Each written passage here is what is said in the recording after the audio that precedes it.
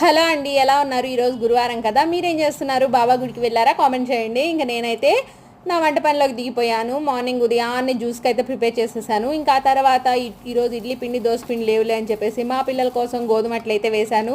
ఉల్లిపాయలు పచ్చిమిరకాయలు జీలకర్ర వేసుకొని గోధుమట్లు వేసుకుంటే చాలా బాగుంటాయి.